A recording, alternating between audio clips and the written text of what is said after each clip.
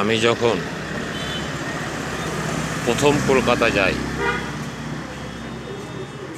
উচ্চ মাধ্যমিক পাশ করার পর, ক্যালকাটা কর্পোরেশনের কোয়ার্টারে ছিলাম। যেহেতু বাবা চাকরি করতেন ক্যালকাটা কর্পোরেশনে,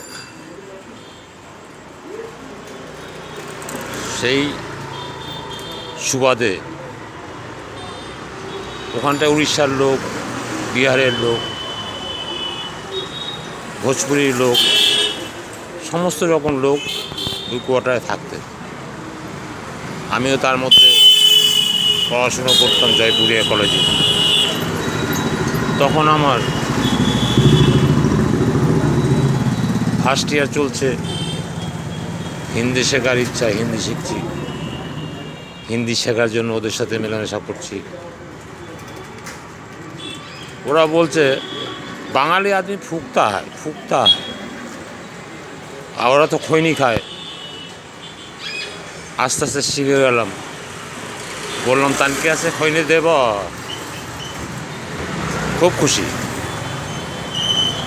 চুনা বা, খুব খুশি। আমাদের পায়খানা লাগলে আমরা চুপচাপ দাঁড়িয়ে থাকি, ওরা বলছে তারাকে তারাকে জলদি জলদি, তারাকে তারাকে। এরকম করতে করতে শিখে গেছি মোটামুটি হিন্দি। ভাবি, চাচি এদের সাথে গল্প করতাম। ও লোক বলতো যে सुबह सुबह अब कैसे भोजपुरी भाषा सीख गया, आपको तो हमारा देहात में ले जाने होगा, आपको तो मालूम ही नहीं होता है आप बाঙালি है। সব রেওয়াজের উপরে, সব অভ্যাসের উপরে। আপনি যেটা রেওয়াজ করবেন, যেটা অভ্যাস করবেন, যেটা নিয়ে মেতে থাকবেন, আপনি সেইটাই শিখতে পারবেন।